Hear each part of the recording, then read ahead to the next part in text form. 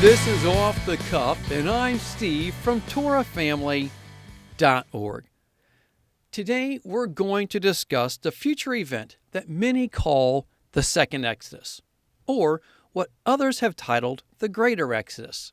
Now, for many hearing the words Second Exodus or Greater Exodus, they only bring up the question, what in the world are you talking about?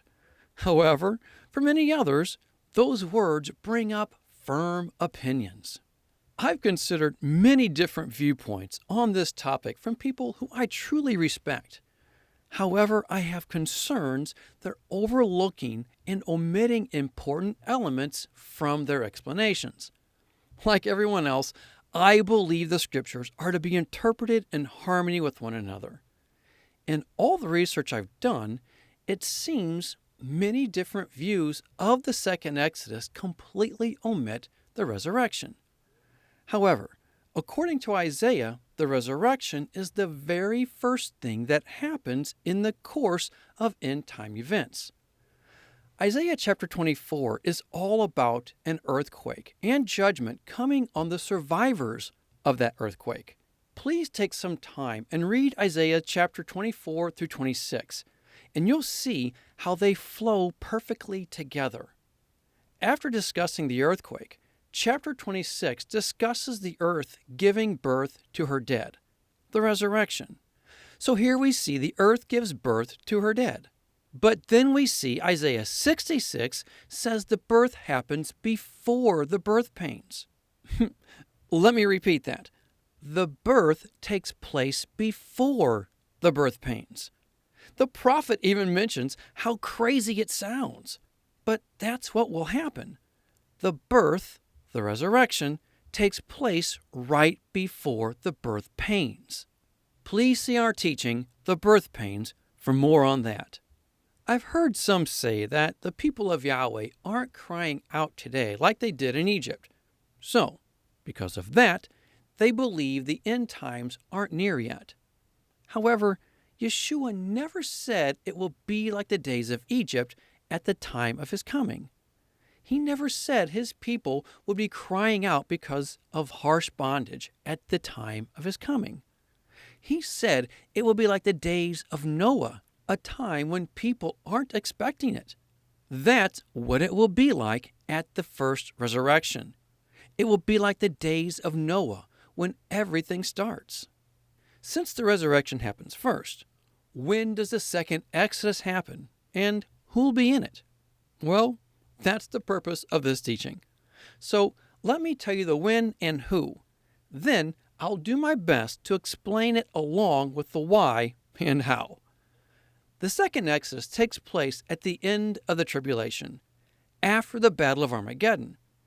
It will consist of all those who survived the tribulation under the Antichrist, namely the 5 foolish virgins, the 6 churches in Revelation who weren't promised protection like the Church of Philadelphia.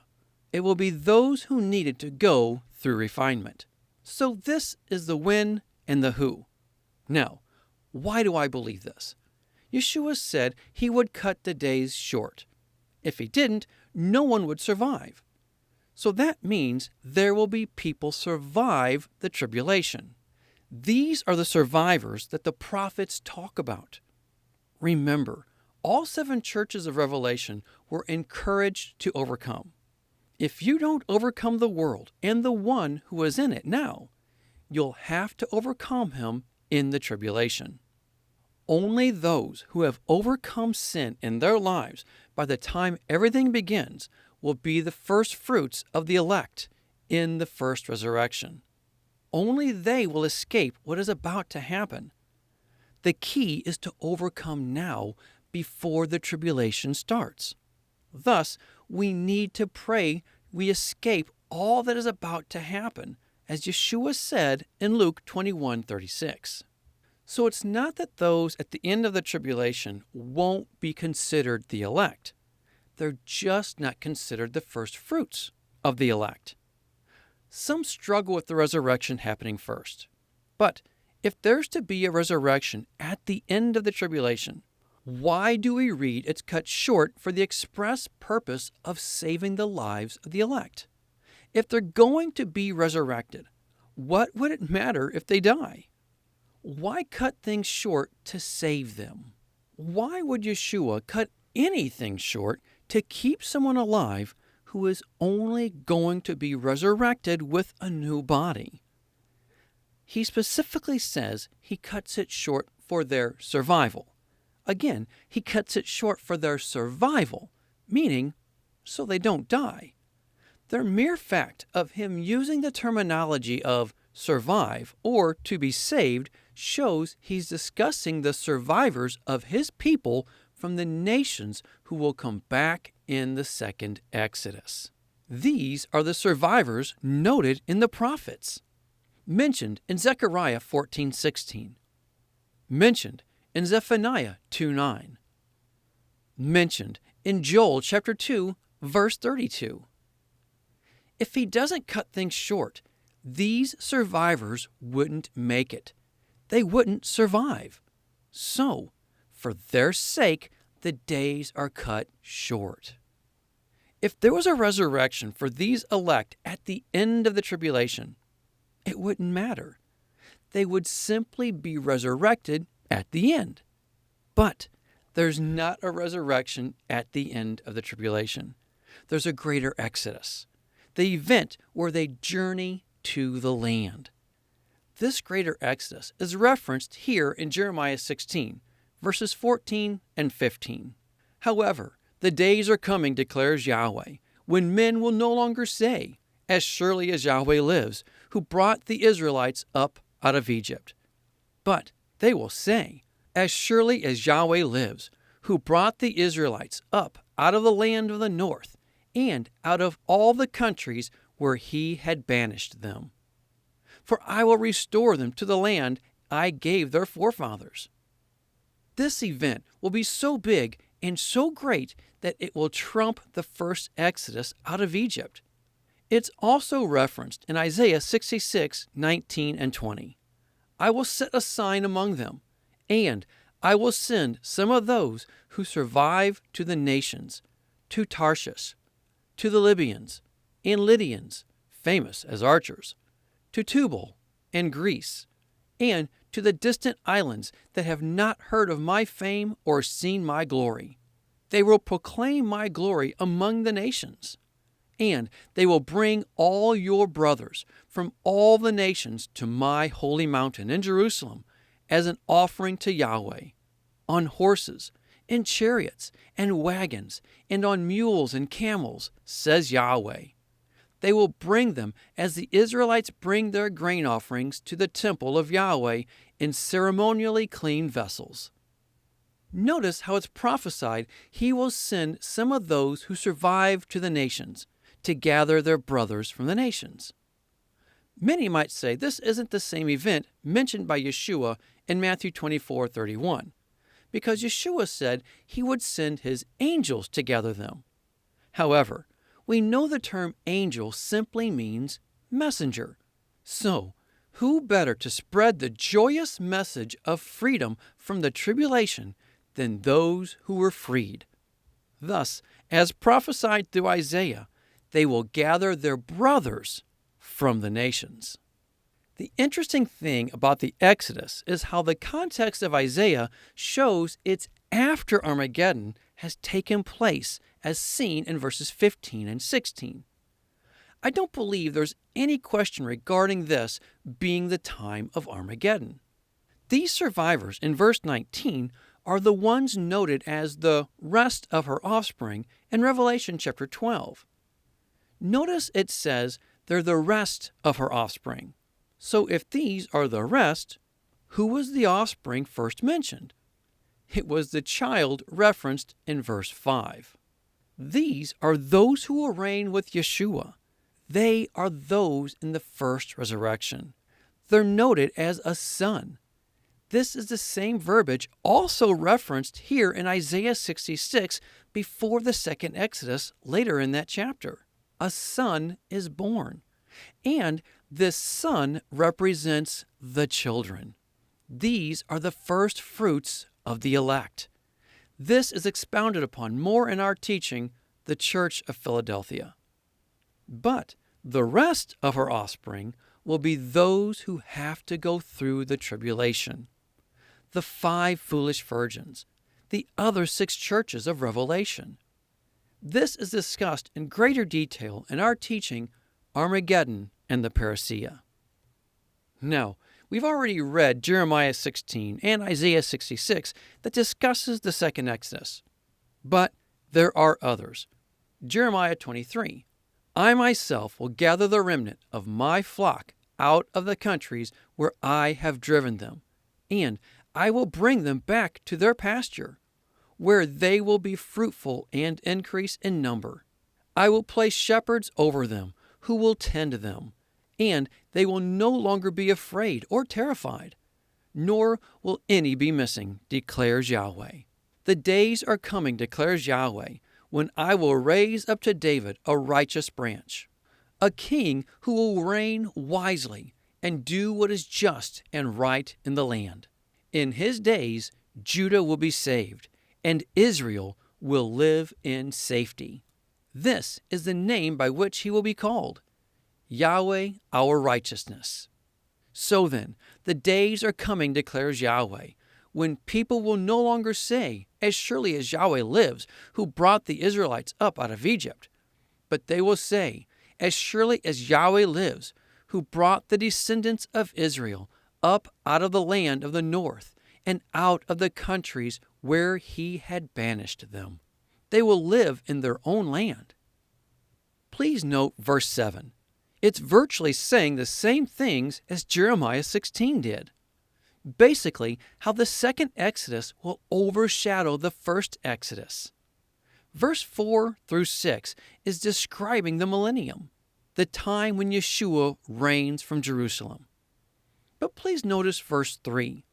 It says, I myself will gather the remnant of my flock out of all the countries where I have driven them. Where I have driven them. Yahweh drives his people off to bondage. Then the second Exodus is him bringing them back from that bondage, just as he drove off Judah to Babylon, but then led them back. Some other cool verses that discuss the second Exodus is found in Isaiah 11. It shows how this second Exodus will be from all over. Isaiah 11. In that day, the root of Jesse will stand as a banner for the peoples. That's speaking of Yeshua. The nations will rally to him, and his place of rest will be glorious. In that day, the Lord will reach out his hand a second time to reclaim the remnant that is left of his people from Assyria, from Lower Egypt, from Upper Egypt, from Cush, from Elam, from Babylonia, from Hamath, and from the islands of the sea.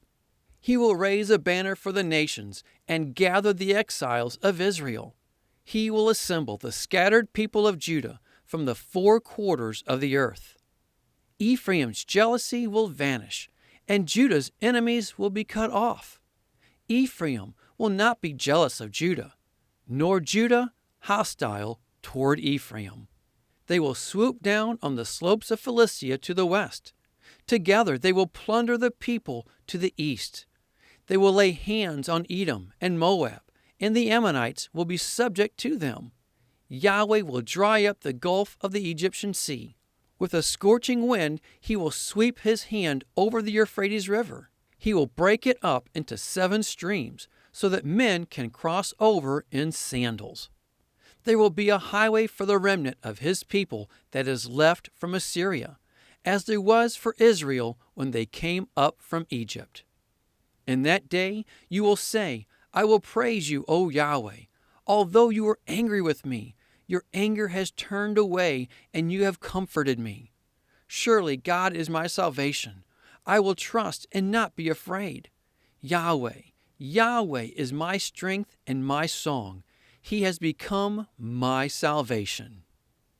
Regarding Edom and Moab in verse 14, please see our 2 teachings, Satan's Greatest Masquerade, Part 1 and Part 2. Yahweh brings them all back from the places he sent them off to. But why would he drive them off? Because of rebellion, because of rejecting his ways. The tribulation is for the remnant of his people, not the world.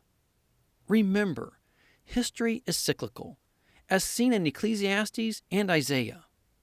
Just as Yahweh banished his people before, the time is coming when he will do so again.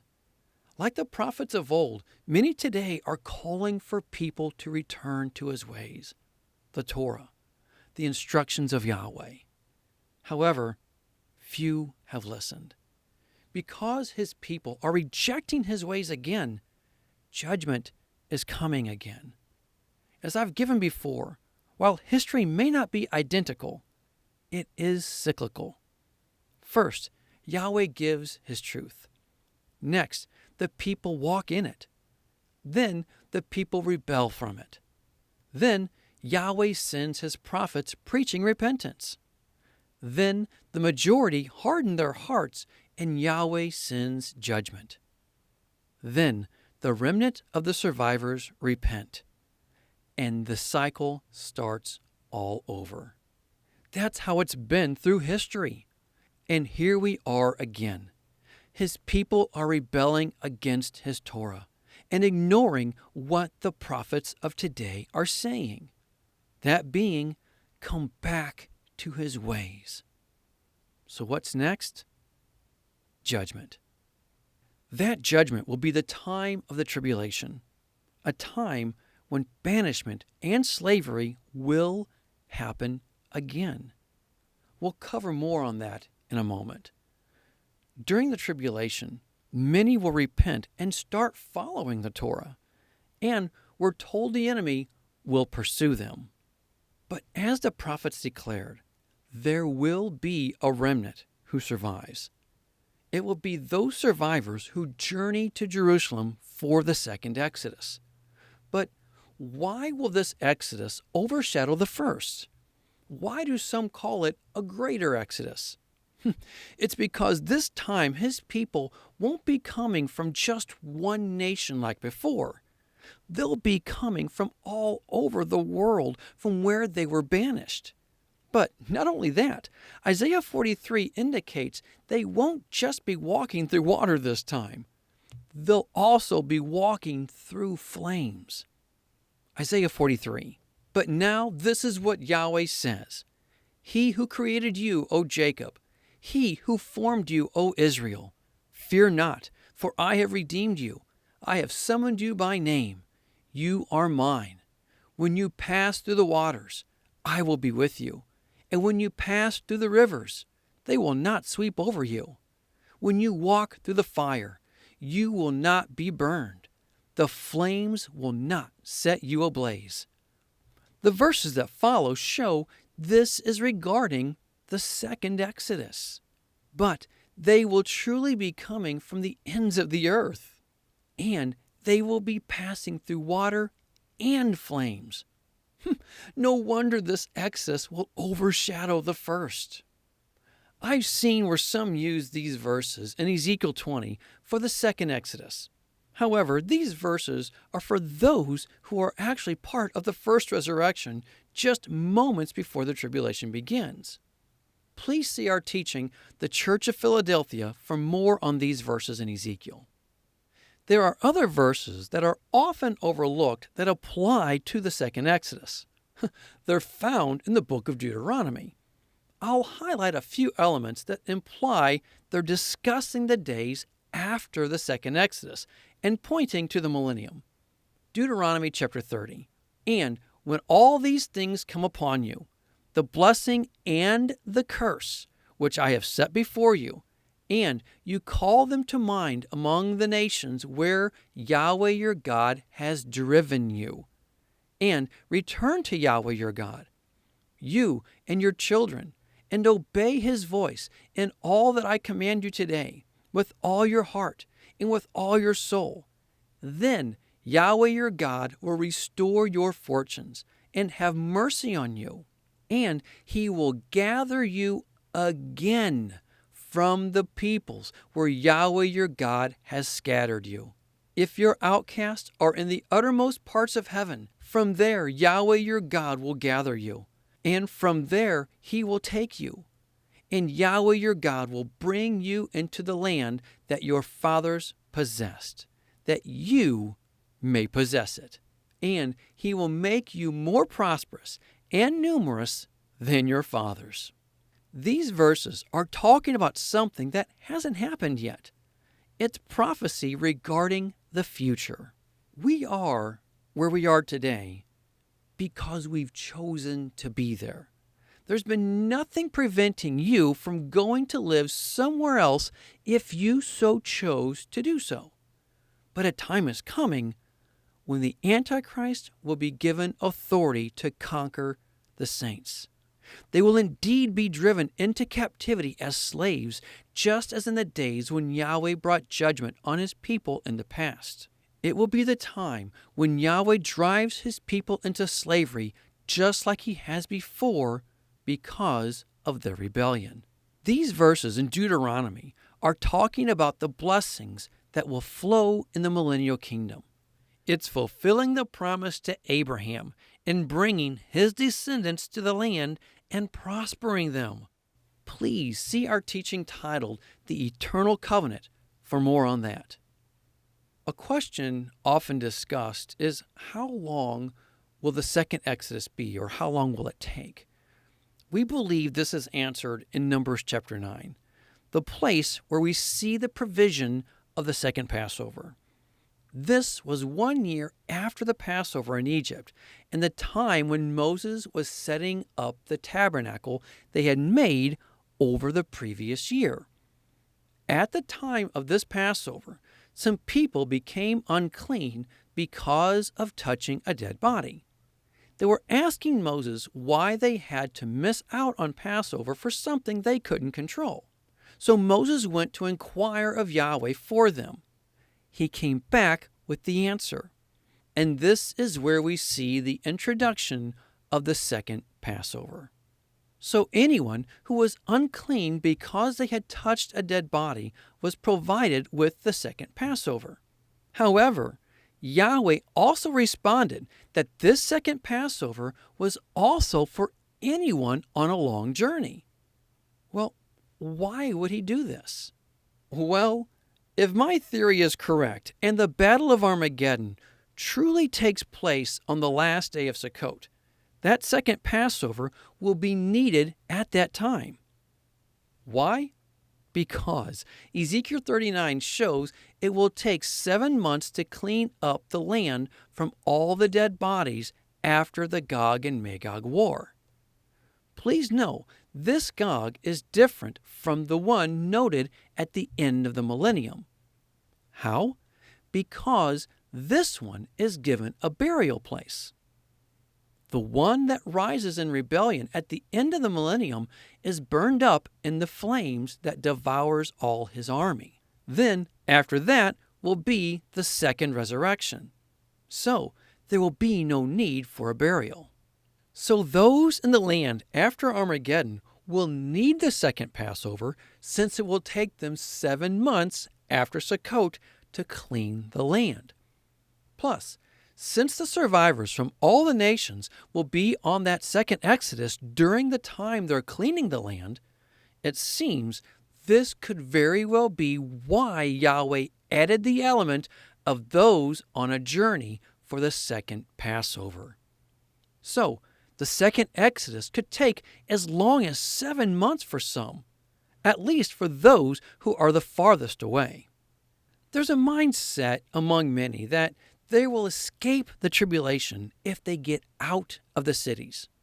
However, there's no guarantee for that. Please consider Jeremiah 14. If I go into the country, I see those slain by the sword. If I go into the city, I see the ravages of famine. Both prophet and priest have gone to a land they know not. Ezekiel 7:15. Outside is the sword, inside are plague and famine. Those in the country will die by the sword, and those in the city will be devoured by famine and plague. You can flee, You can hide. You can stay mobile and be constantly moving. It doesn't matter. It will be everywhere. Now, while I totally understand the mindset for prepping with food, water, and firearms, we have to remember that the majority of those preps, if not all, can and most likely will be lost at the opening earthquake of the end times. To understand what I'm talking about, again, please see our teaching titled The Birth Pains. So of those who have to go through the tribulation, who will be those who survive and who will be those who don't? Well, if, and I say if, this part of history is found to be cyclical, we need to consider these verses. Jeremiah 21:9. Whoever stays in this city will die by the sword, famine, or plague. But whoever goes out and surrenders to the Babylonians who are besieging you will live. He will escape with his life. Jeremiah 38:2. This is what Yahweh says. Whoever stays in this city will die by the sword, famine, or plague. But whoever goes over to the Babylonians will live. He will escape with his life. He will live. And remember, history is cyclical. You see, the second Exodus begins from where Yahweh has banished his people. But if his people refuse to be banished in punishment, then it seems he may not allow them to see the second Exodus. In the days of the Babylonian invasion, some tried fleeing south to Egypt. Yahweh had this to say of them. Jeremiah 44. For I am watching over them for harm, not for good. The Jews in Egypt will perish by sword and famine until they are all destroyed. Those who escape the sword and return to the land of Judah from Egypt will be very few. Then the whole remnant of Judah who come to live in Egypt will know whose word will stand, mine or theirs. Thus, Hebrews 10:31. It is a dreadful thing to fall into the hands of the living God. The days of the tribulation will be a terrible time. In fact, Yeshua said there will never have been a time like it before it happens, and there won't be a time like it afterwards. I don't know about you, but I can think of some pretty bad times throughout history that seemed pretty bad and dark. But they won't even compare to the tribulation. If you've seen any of my teachings on the end times, you know that I have concerns that there will be great deception regarding the Antichrist setting up the Ark of the Covenant and the tabernacle to deceive. We can't forget that Yeshua said the end times would be about deception. So much so that the elect could be deceived if that were possible. That means the deception is going to look like the real thing. So, the coming of the lawless one is going to look like it fits with what the Jews were expecting Yeshua to do when he first came. The Jews were looking for a Messiah who would conquer at that time of Yeshua's first coming. The Antichrist will come as that Savior. Please see our teaching, The Assyrian, for more on this. Since the majority of the Jews didn't accept Yeshua then, nor today, at the season of Passover, it's very possible the Antichrist will rise as their conqueror at the time of Passover on the Jewish calendar. I wouldn't even be surprised if there were 3 days of darkness preceding it, as in the 9th plague that happened in Egypt. It's believed Judah had their Holocaust at the hands of rebellious Ephraim. The next Holocaust may be for Ephraim at the hands of rebellious Judah. Just as many rabbinical Jews get mad when they see non-Jewish people pursue the Torah, the enemy goes after anyone who pursues the Torah and holds to the testimony of Yeshua. But even in the midst of this terrible time, Yahweh spares a remnant. Ezekiel 12:16. But I will spare a few of them from the sword, famine, and plague, so that in the nations where they go, they may acknowledge all their detestable practices. Then they will know that I am Yahweh. These are the survivors, those he brings back after the tribulation. These are the ones who will walk in the second Exodus after their time of judgment. The interesting thing about the end times is how we see the deliverance and the judgment of Yahweh's people at the same time. The blessing for the obedient and the curse for the disobedient, all together. It's overlapped in the end. The obedient are taken in the first resurrection to be with Yeshua for the marriage year of Deuteronomy 24:5, as Israel spent the year with Yahweh out of Egypt. The disobedient go through the 42 months of judgment, just as the rebels died while traveling through the 42 cities during the 40 years, as noted in Numbers 33. Both the marriage year and the 42 months of judgment are cut short. Otherwise, no one would survive. As noted earlier, some people believe the tribulation won't start until times are hard and people start crying out to Yahweh as they did in Egypt under Pharaoh. What they forget is that Egypt was good to them until the end. However, what is forgotten by many is that the Hebrews worshipped the gods of Egypt during those good times. Thus, they made Yahweh jealous and angry. This is why the slavery came. They removed themselves from the blessings of Yahweh. This is given to us in Ezekiel 23. It says they became prostitutes in Egypt. Remember, history is cyclical. We know through the scriptures that Yahweh put Israel under oppression by their captors every time they rebelled.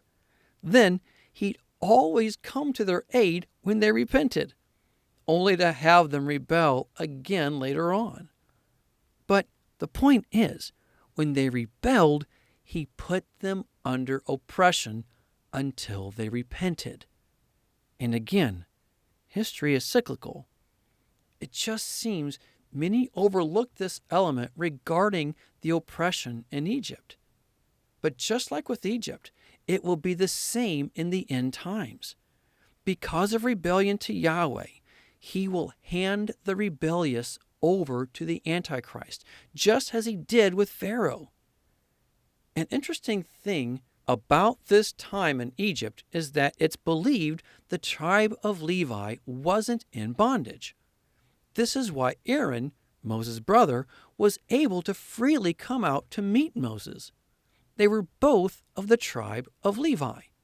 If this is true, it's a perfect picture of what it will be like in the days of the tribulation. Yeshua will have his bride, the Church of Philadelphia, with him, represented by the tribe of Levi in the book of Exodus. And the rest will be in bondage under the Antichrist, represented by the rest of the tribes under Pharaoh. Then, just as Moses came saying, "Let my people go," Yeshua does the same in cutting the day short to save his people. Then Pharaoh was defeated and an exodus took place out of Egypt. Likewise, Yeshua will defeat the Antichrist, and there will be a greater exodus to the promised land take place as prophesied. Again, pictures of biblical history all overlapping in the end times. Those who survive will partake in the second Exodus. So, in all of this, we have the who, the when, the where and the why of the second Exodus. And that's all I have. Think about it. Pray about it. But more than anything, be a doer of the word and not a hearer only. Until next time, Shalom.